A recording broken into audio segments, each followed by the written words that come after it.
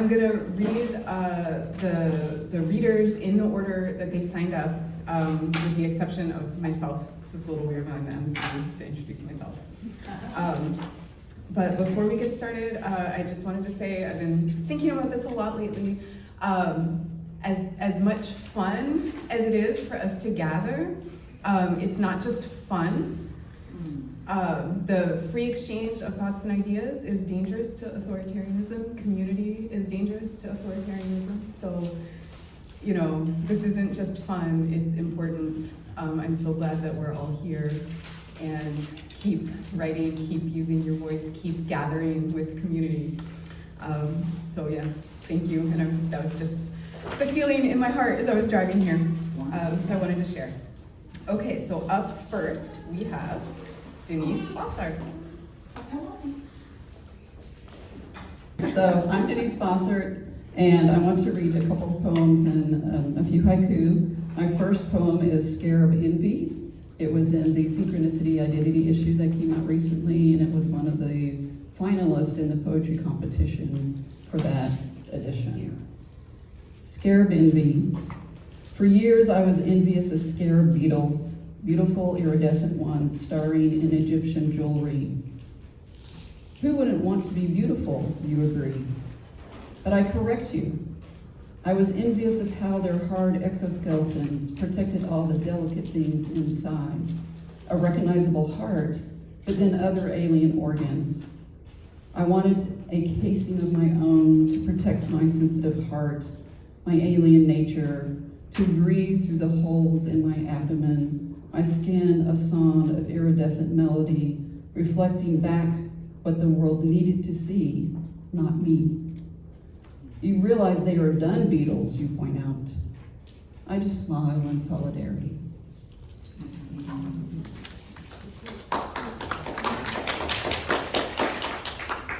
And that poem was published with a picture of one of the beetles in the edition. It's quite beautiful.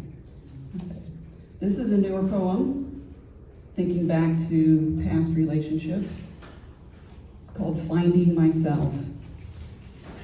It's been nearly a year and a half, and despite everything, my treacherous heart yearns for you to text, expects to see you, even though I've been avoiding our old places, segregating our city into safe and unsafe zones.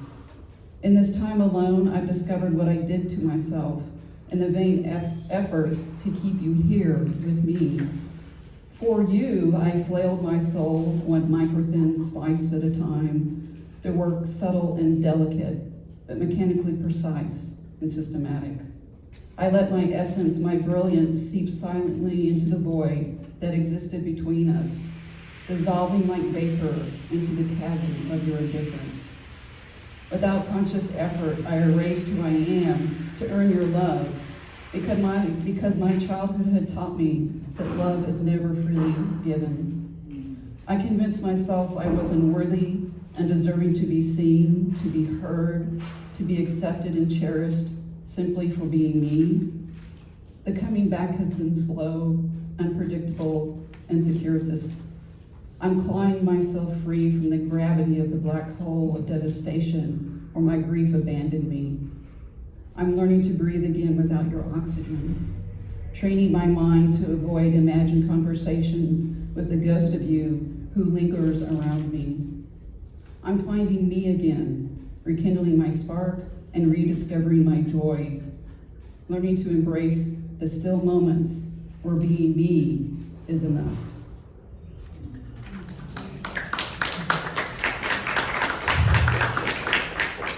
So I took a trip to San Antonio last weekend, and as I was out and about visiting gardens and things, I was inspired to write some haiku, which is one of my favorite and most frequent poetic forms. So I'll just read a couple. Sparrows dip and swoop, riots of gladiolas and red poppies bloom. At the bottom of a waterfall, small brown leaves gently swirling. Tain of wasabi, lunch at Japanese garden, splash of waterfall. Lying in bed with the door propped open to watch the thunderstorm pass. Thank you.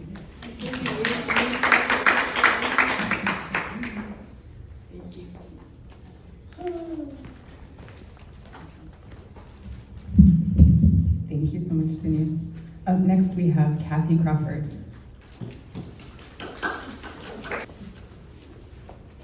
How's that? Okay, not too bad. Okay. Hi, everybody. Hello. Hi. The first poem that I'm going to read is from a collection that's actually launching May 1st.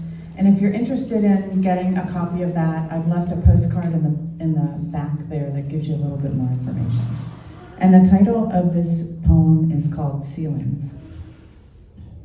This was actually the first poem that I wrote that was accepted and published by a literary magazine.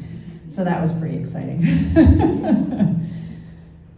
At first, it was easy to tell myself the story about limits. Women don't work. We find a man, get married, and have babies. And if we do work, it doesn't mean we'll be paid a living wage, because we don't have a family to provide for, and we can't live in the city all by ourselves, because it's dangerous. And on it goes. But even then, I'm still trying to clear the runway of my life, reaching for what was always there for me, except for my belief in ceilings. You see, the world wants you to believe there are limits. You cannot break through, as a way to control you, yet this barrier is not real. It's imagined, because there really are no limits, only in your mind, where your inner critic lives. In fact, to live this empowered lifestyle, traditional gender tropes must be dismantled, yet research reveals that men find less powerful women attractive. And I always say, atta girl, because people like when the underdog wins.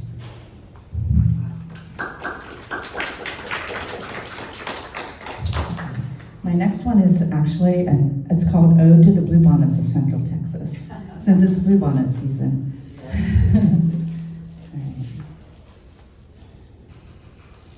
As I turn my bike wheels behind a pace line over hilly country roads in early spring, I am alert to the driver who suddenly pulls over, plants his twin baby girls amongst the flowers, and snaps the best capture of any family's memory book. I see you carpeting the earth with purpley blue wildflowers, etched with orange Indian paintbrushes and pink buttercups.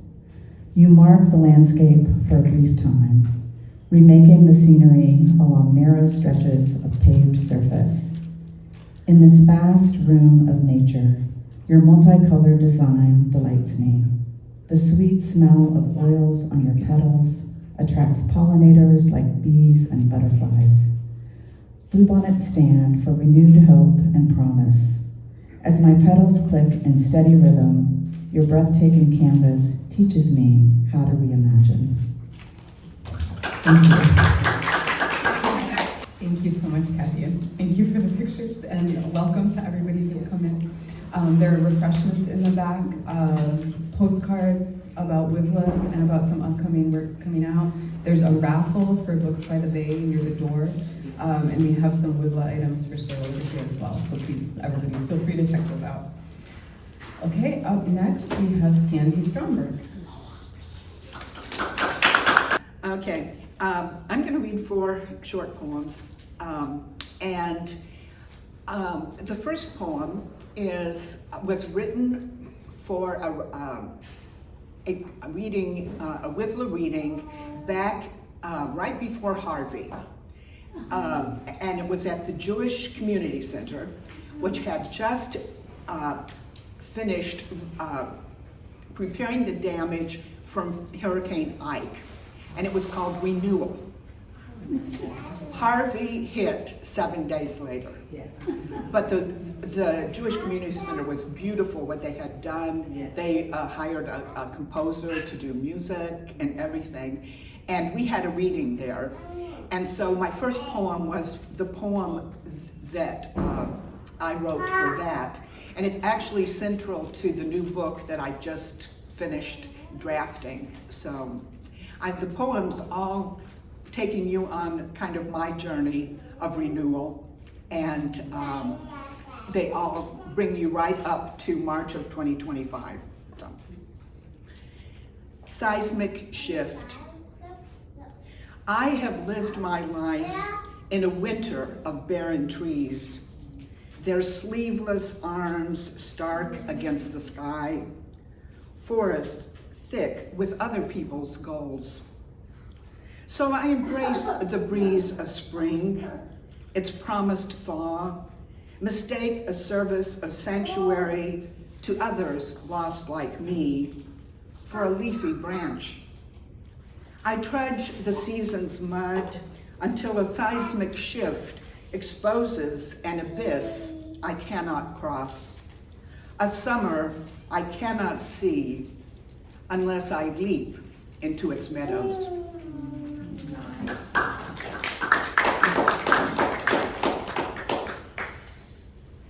The plot continues. The hero. I'm driving I-45 in Houston, where I've been abandoned, but a job is a job, and I'm a single parent. Though my eyes won't focus, I keep my foot pressed to the floor like a Formula One driver. Morning rush hour is unforgiving. It's a long road when you face the world alone, Mariah Carey sings. I belt out, don't I know it? I'm finally learning heartache isn't just an expression, it's a bodily condition, a wound pulsing with each beat, like a finger digging into a bruise. And just like that, everyone knows the marriage wasn't a fairy tale.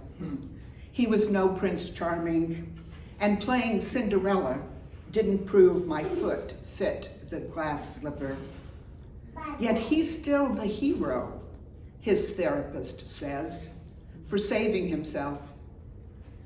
There may be no fairy godmother, but I'm a dove, risen from stone. I'm the double rainbow, arched over the freeway ahead. I'm the queen of swords, blade poised at the knot.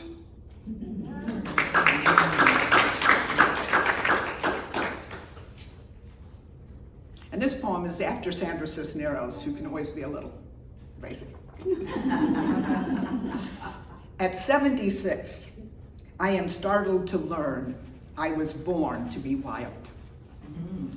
Willfulness was knocked out of me at 7 months, my mother confessed in my baby book.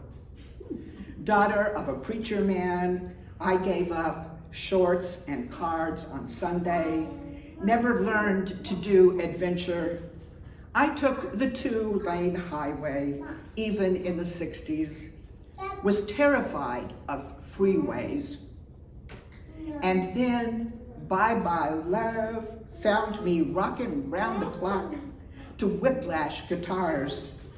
An old Triumph Tiger got my motor running, and now I want smoke and lightning. I want to race with the wind.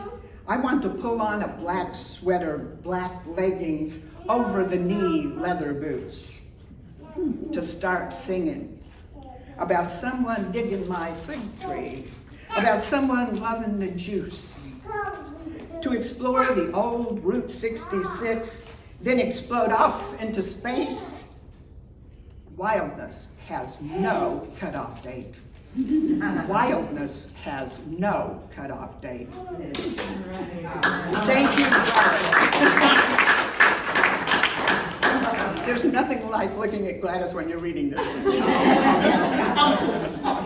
Thank you, thank you. You make me loosen it up. That's what I'm like. Okay. Yeah, loosen it up. And the last one is to put together my second book. I had worked with 2 professional editors and Ann Ellis, who was very kind to do a first reading for me. And once I got it all together, I gave myself a writing retreat and went down to Palacios and stayed in the Peaceful Pelican, which is a wonderful little B&B, old-fashioned with breakfast, and right on the bay of the Gulf. And this is my experience. At the Peaceful Pelican, Palacios, Texas, March 2025. I ignore uncertainty, the news, the refrigerator's open door, argue with GPS until my route is settled. Destination, the Gulf. A desire for predictable waves lapping wooden piers. To nest at the peaceful Pelican, to breathe in the sunrise room, marigold walls, views of tidal currents, gulls mewling. To rock on the front porch, my mind quiet, my nerves nodding off. I even conjure a pod of pelicans. Outside the window, early morning's dark finds a sliver of moon, reluctant to abandon night. Despite slashes of gold and rose, a tip of sun zipping open the horizon. Gulls glide willy-nilly above the water, a chaotic chorus. I want to join their mewling, prove I'm worthy of their company, of this retreat to the sea. As the day saunters, clouds commandeer the sky. Gone the murmur of tide against wood, swallowed by thunder. Pounding rain rushes into Tres Palacios Bay, stalls. Gulls hunker down, silent, while I perch, serenaded for 40 hours of tap dancing on the roof. The divine deluge falling in sheets of music. Thank you. Hi, everybody.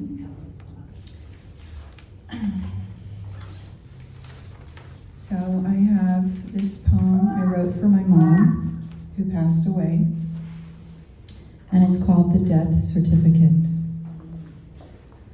Pristine paper, a whole stack, delivered in an envelope with the word legacy embossed across the front in gold letters.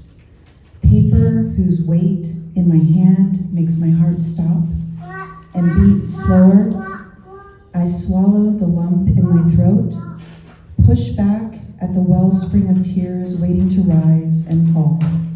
Here is a life distilled onto a single sheet of paper, a flat plane with sharp edges and four corners like compass points to nowhere, duplicated numerous times to hand out and hand over to everyone that needs proof she is gone.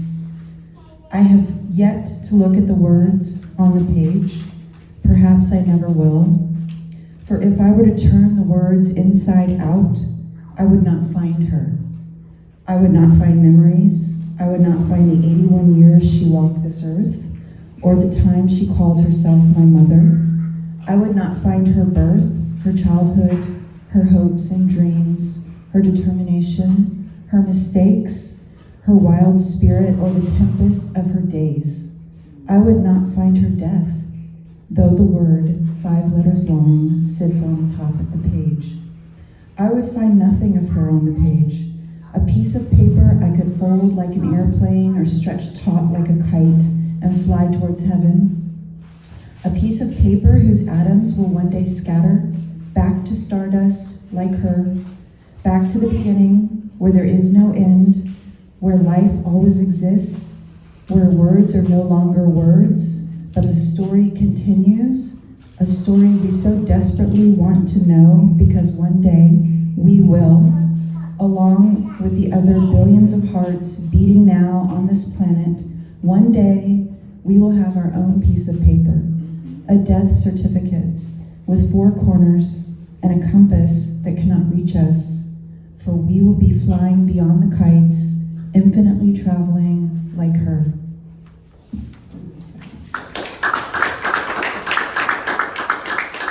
Thank you. And then Denise inspired me to just talk about a book that's called Japanese Death Poems. It's a book of haiku that in Japan in ancient times, the monks would, on getting near the last day of their life, they would write their very final haiku. they would seal it and leave it for their students to read after they had died. And it is really, I have one of the books, and it's quite moving. So I wanted to read one just to give you a example. And this one was written in 1360 by Kozan Ichi-kyo. He died on the 12th day of the second month at the age of 77. And here's his final haiku that he left. Empty-handed, I entered the world. Barefoot, I leave it. My coming, my going. Two simple happenings that got entangled. Thank you. Up next, we have Jere Pfister.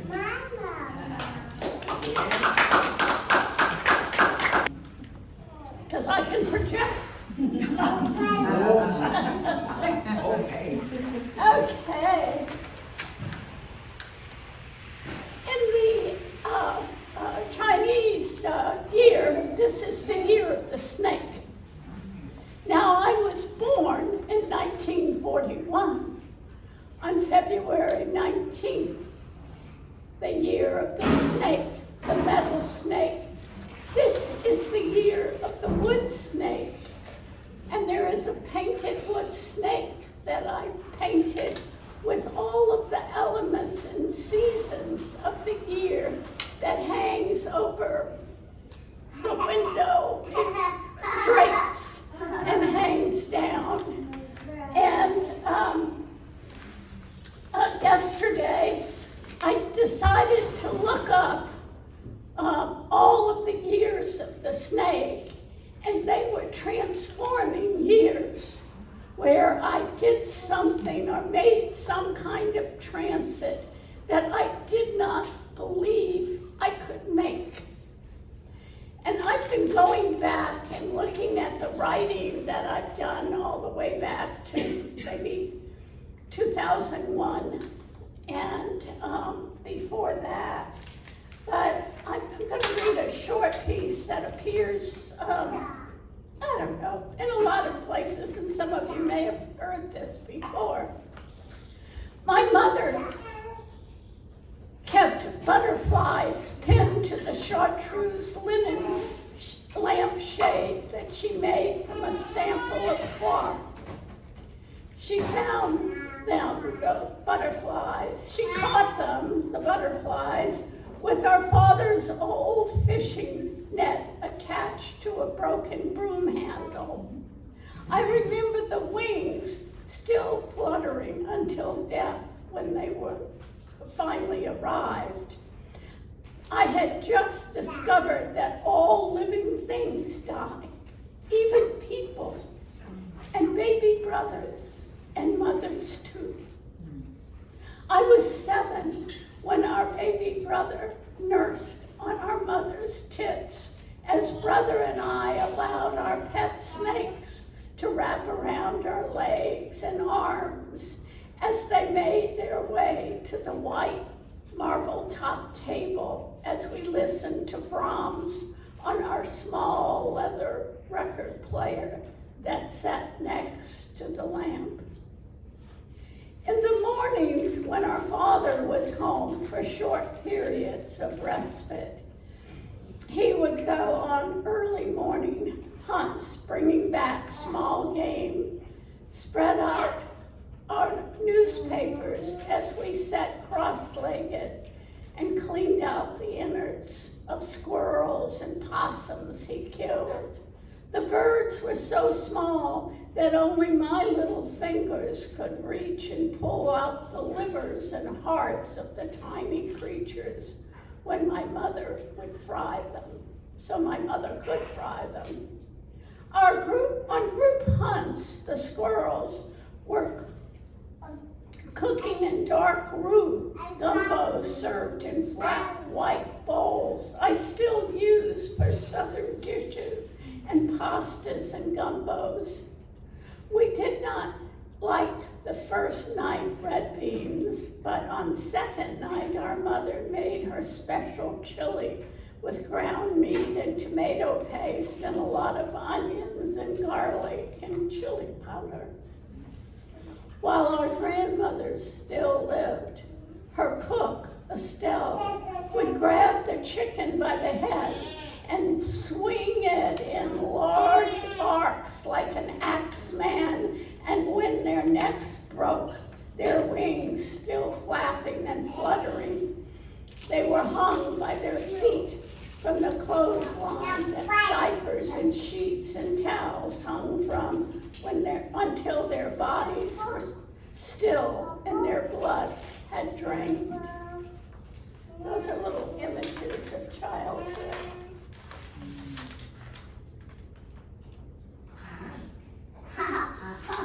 I wrote this in some past administration, and it's like the 11 commandments, maybe, of what you do not do. We make laws to give greater tax credit to the owners of low mileage SUVs and trucks than to the owners of the new hybrid cars that get 100 miles to the gallon. We have created a society that gives credit cards to children and students who will not be capable of earning their own living for years to come, making them enslaved to the company store, the credit card company, for many, if not all, of their working years. We have created a system where university students are forced into making loans against their future working lives. We have brought easy sell, simplistic educational package from testing companies that have left the average student unable to read critically nor write with any clarity due to their inability to think. Yes. Thank you. Gladys. Yes. We have created a society where the way to better oneself is to join the army. We have created an army of fodder for the folly of America's love of the perceived freedom that gasoline buys. We have made enemies of our friends and friends of our enemies. We have created a system of serfdom and royalty, no different from the definition of the royalty of France. 4 generations without the need to work, and you're in.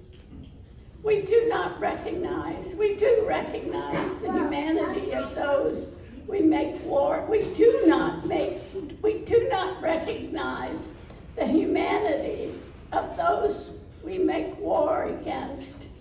We do not pay our own soldiers in a timely, fair manner. We have made contracts with outside corporations to rebuild the infrastructure of Iraq. Who will pay the working poor extraordinary salaries to become the next fodder of our never-ending need for oil and its byproducts? And so it goes. What do we have left? Maybe 20 years. One more.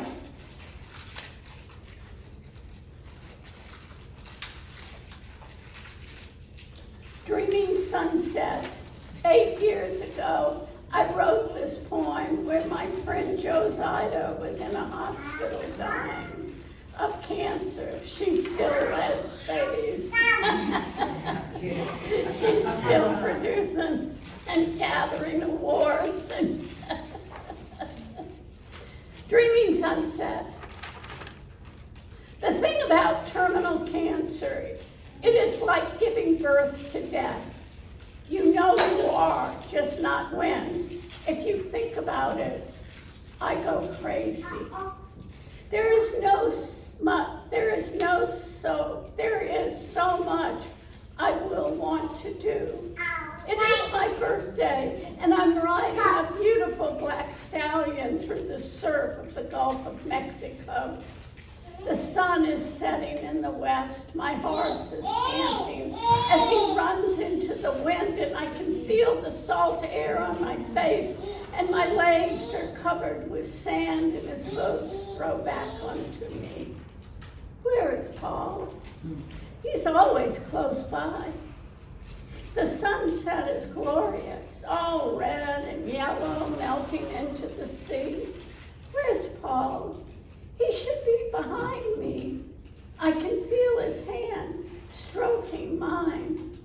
I am riding so hard, and my steed, I am riding so hard on my steed, my long white hair flowing out into the wind. I am riding into the sunset, riding, falling into the ceiling of a hospital room.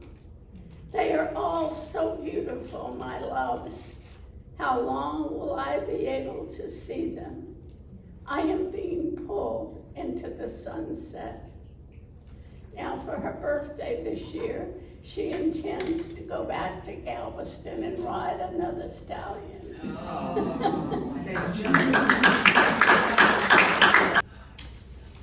Thanks. So nice to be here. Great poems. Since we're by the bay, I wanted to read one that takes place by the ocean, and it's sort of a theme of mine lately, holding on to things or letting them go. And one of the things I sometimes hold on to is my own mistakes, so that's not great, but here it goes. The Thing with Feathers.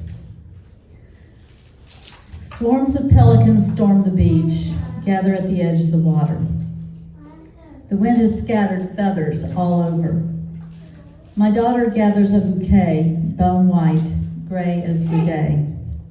She schemes to make a dream catcher. You cannot take home every feather, I tell her, no matter how light. Their weight accumulates, suffocates, prevents flight. Better to make a duster, gather dust. Dreams are tricky, fleeing things you can't catch with webs, woven from what's fallen. Try to sneak, hope for luck, work for food. You can't spend sand, dollars that is. Now I'm remembering the lover I thought would cost me nothing. No breadwinner, no. But he brought the butter, the sugar, made mornings sweeter. Then it was later than I thought. High noon, dark. Light had flown like a flock of pelicans driving the edge of a storm. See that baby shark, washed up? Must have thought he was going somewhere, swimmingly. Life flying by. The poet was wrong. Hope is heavy. Drop the feathers, I tell my daughter. Stop scavenging the beach for baubles that turn to rubble. Cute becomes clutter. You won't want it when you get home. I know. Don't drag driftwood. Let it drift.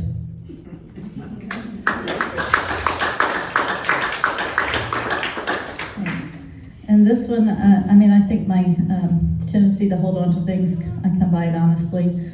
This one's about my mother, and it's spring, so who does spring cleaning? Anybody? Okay, this is called Spring Clean. Bernice, I see you and I call you. Fruit fallen not far from the tree of your blue kitchen with white curtains and the junk drawer. You sport a sleeveless shift, sort dimes, loose screws, damp S&H green stamps, needles rammed into spools of lime green thread, unused. Box tops you meant to send in for something free you didn't need, and lids, lots, for lost Tupperware, bought because you give up. Dump the junk across your clean table, early American maple, Ethan Allen no less. Bought when you got back to the States, coins clinking a hole in expat pockets. But it didn't last, went fast on paint from Glidden and a 4-poster canopy bed, no canopy. Later, you said. But good went bad. Poverty, crumbs, cliches. It's all in your head, and better to have it and not need it. Is it? So poor your parents never dreamt to want more, and now I get what you got. The Hoard, a sideboard where goods get pitched, just brimming with verted promise, like stamps already licked. I have one more that's set by the ocean. This is kind of a hard poem for me because it's about my daughters and a day we spent in Galveston. Setting it right. Despite weighty matters, I steal down to Galveston one winter afternoon with my scattered daughters to look at the water and stack rocks. Beginning with December solstice, East Beach has bloomed a garden of stones, totems built by children, old folks, anyone who happens to pick up a rock and make something of it. The shore is bright with winter, the water cold and silver, but those stones, they hold the sun. 2 of my daughters are gone, Dominique dragging 6 suitcases across Asia, late for every flight, and Blythe on a train to Boston, pockets full of rocks, alone. So it's just the 3 of us about this precarious business. Genevieve, blanket-clad, wistful, finds shells, quiet, earnest in her reticence, convinced that nothing lasts. Madeline, who still believes in magic, or at least industry, hoists rocks recklessly, designing, denying gravity. Then there's me, forever chasing after a feather fallen from my frequent flights, something light to balance out the dark, the weight, always a little something, however slight. These rocks are wholly broken, parts of a bigger entity, as is this island, even the ocean, these families, mine, me. Fragments of some once full vessel dashed like a poem on a remnant reef. Line breaks jagged, negligent, random. Thus we build in waning, lovely winter light, ragged rock angels, concrete wishes to make holy, beautiful, memorials to the possible, because and in spite of the night, the tide. Thanks. I traded this poem for the chance to play Yahtzee last night when I should have been working on making this complete. Mama said, if it's not there, I'll pull my hair out. Shrouded in doubt, I proceed to look. It's not there. The despair. I'm going to miss Mama's hair. We now know why. They call them forever stamps. It takes forever to deliver.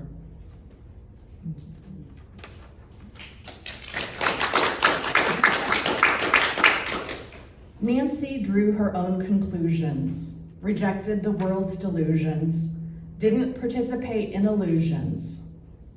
Nancy drew, why can't I be more like you?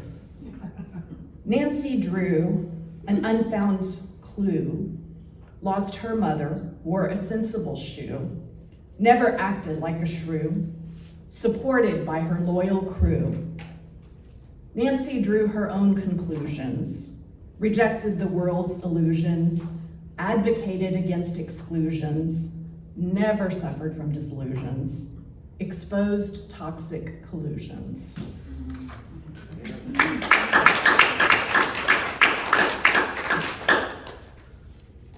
Waiting at a red light, protesters on the lift, passionate and peaceful, the cops huddled at a gas station across the street. I felt the gap between them, fear on both sides. I felt unsafe, unintended consequences. I felt that I could not pick sides. Both had the right to be there, and each held their purpose.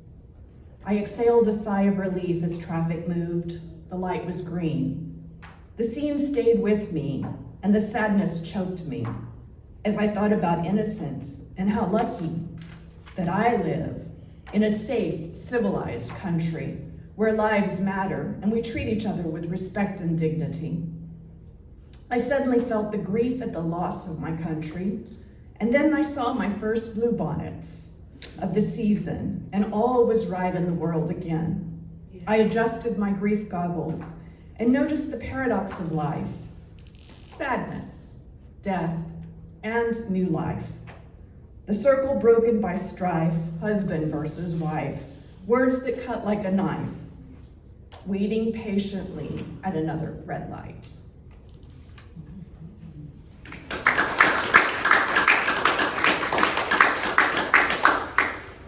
Curled up in a sunbeam bath, she sleeps deeply relaxing in her living her best life room. Midnight trips to the litter box, punctuated by zoomies bouncing off the walls, she yowls into the night. She sees the bottom of her food bowl. What is this insanity?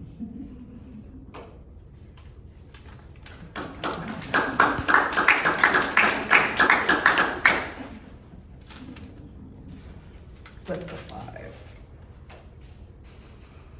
Are you sure that's 5? I might have messed this up. Nancy drew a bath.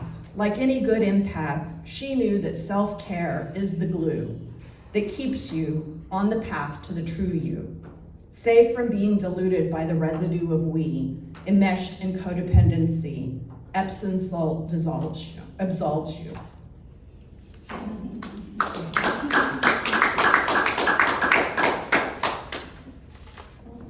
Six. I wake up and notice that my grief goggles fell off in the night. A bird sings. I feel a sense of hope take wing. My mood swings and I stress over what fresh hell this day may bring.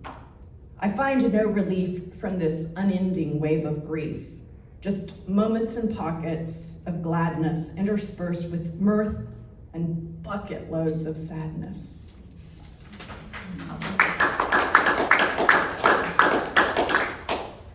When I let go of what I thought I wanted, I felt lost. What is a rebel without a cause? An actor without a thunder of applause? Conditioned to be anything but me, a total people pleaser to the nth degree. All the stories crumbled.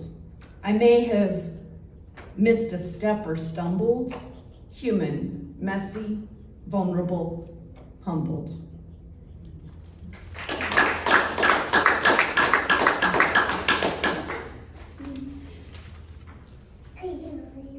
Nancy drew a line between fact and fiction. Without spell check, autocorrect, enhanced text recognition, convoluted algorithmic thought constriction, she followed the clues, an ally against lies and abuse. Give up? She refused. The next person on the sign-up is actually me, and I realized I never introduced myself when I started the program. My name is Chirak. I'm going to read 2 short things. So the first one, it starts with a quote that is a verse from the Quran about spouses. That's important for context. They are garments for you, and you are garments for them. When I divorced my husband, I married outrage, and outrage looked good on me. I wrapped it around me, put on eyeliner like war paint, and slid rings onto my fingers like brass knuckles. And every morning I stepped out of my house like I was going to battle. I looked fierce in outrage. And then you died, and outrage left me, just like the first husband did. The garment unraveled on the spot like I bought it from wish.com. Unlike the first, this time I wasn't ready to let go. The first time, the whole house felt lighter after the leaving. This time, I felt empty. I couldn't mourn you, but I mourned how good outrage felt on me. When outrage left me, I had no replacement garment ready to cover my flaws on the rebound. I've been trying to learn to be comfortable as I am, alone, naked, vulnerable, and lacking. The only battles for me to fight now are my inner ones, and I can't dress fierce for that. Lately, forgiveness has been flirting with me, and I think I'm going to call him.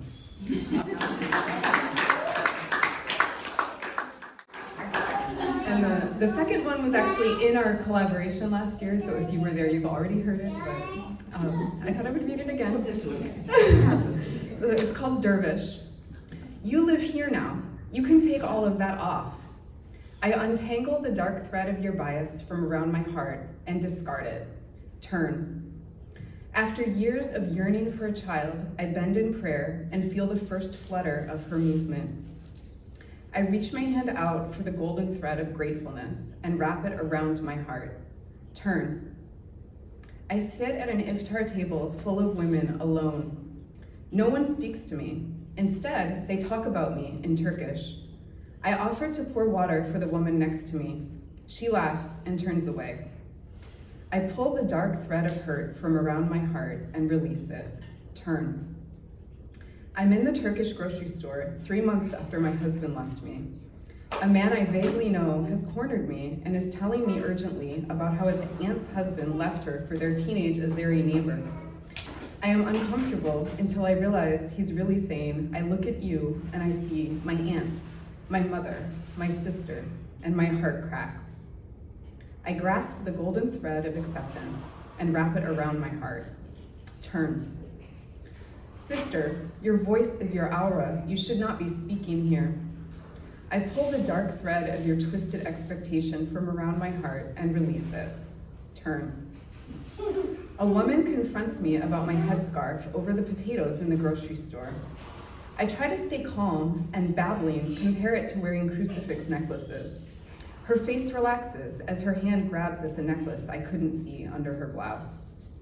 I reach for the golden thread of shared humanity and wrap it around my heart. Turn. I come around the corner and the imam flinches at seeing a woman in the mosque. I untangle your sickness from around my heart and discard it. Turn. My daughter gazes into the water as I dip my paddle into the lake. A gaggle of Yemeni refugee girls gathers on the bank, staring at us in our kayaks. Their mothers huddle nearby on a picnic blanket, unmoving, as the girls run to keep pace with us, pointing at my headscarf and burkini. You're lucky. I reach for the golden thread of possibility and opportunity and wrap it around my heart. I pray those girls will remember me, gliding on the water, free, and do the same. Turn. I whirl through the moments and seasons of my life, touched by the bad and by the good, continually learning to release the bad and reaching for the source of all good.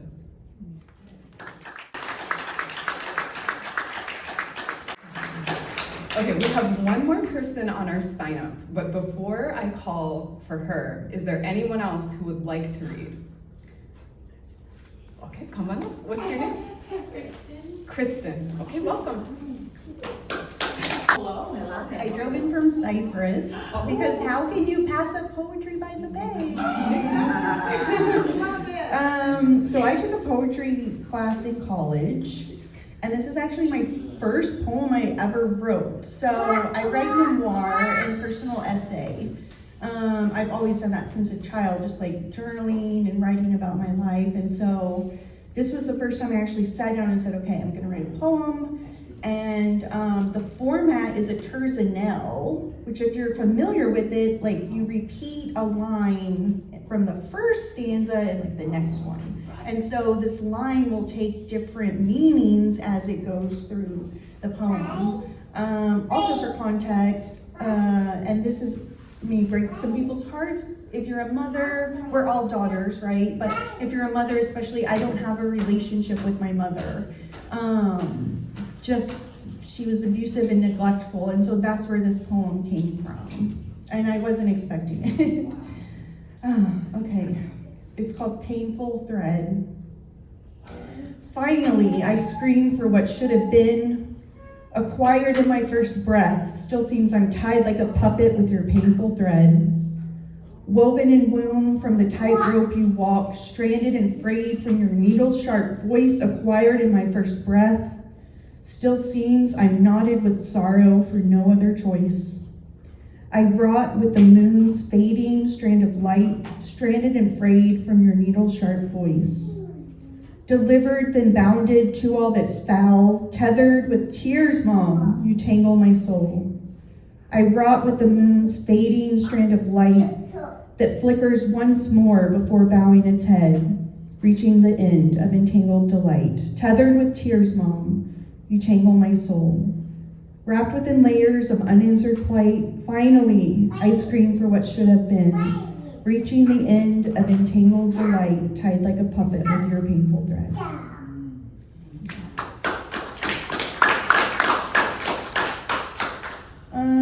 I'm not gonna read this next one. Yes, yes, you do. Get it out. Get it out into the energy. Get it out into the world. Get it out.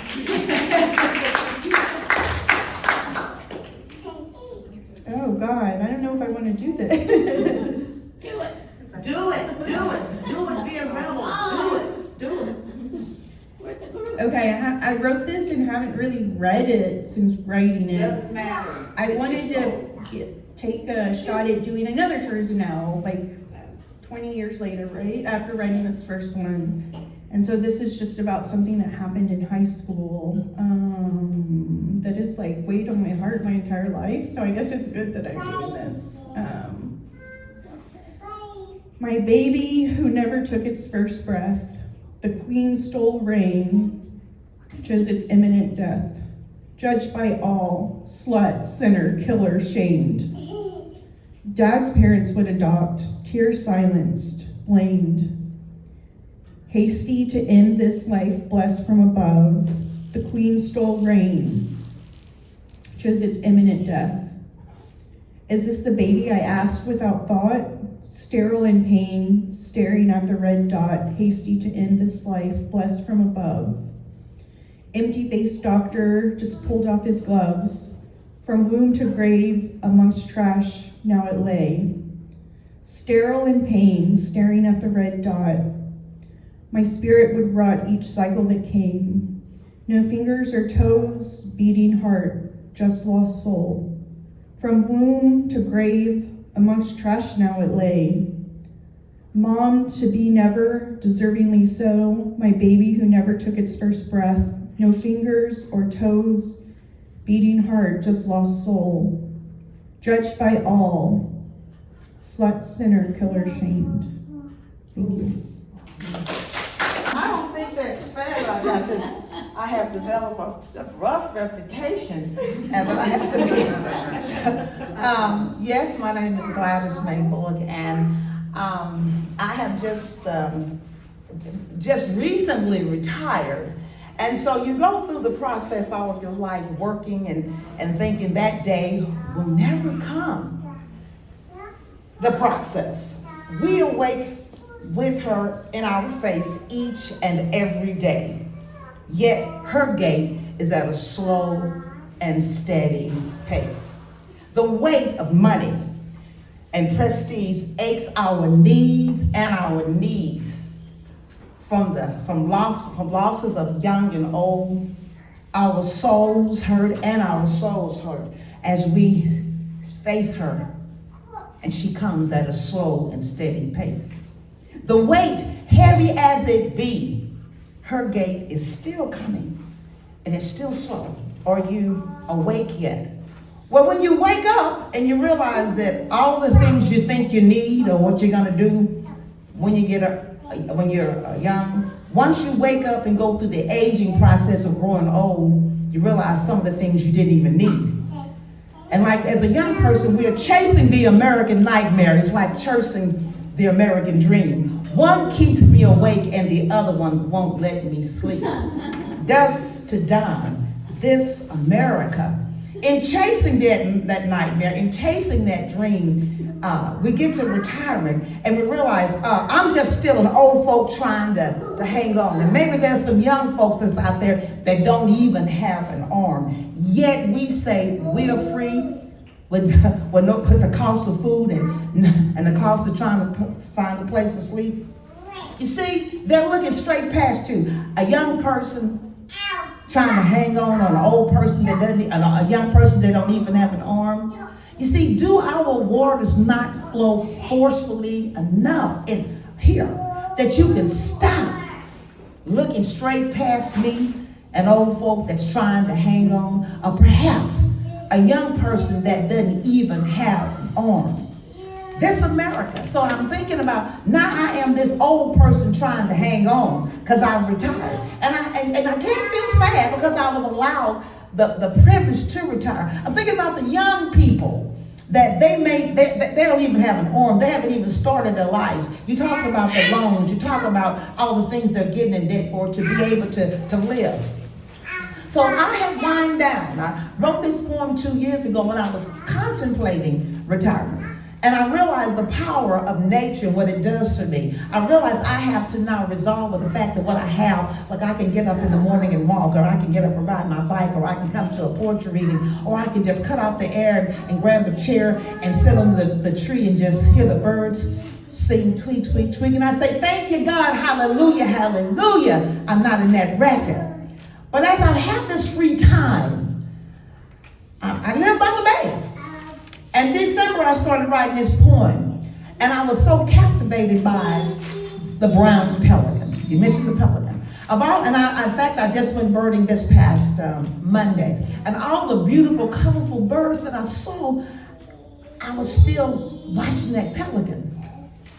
She dives with much force. Is she successful or not?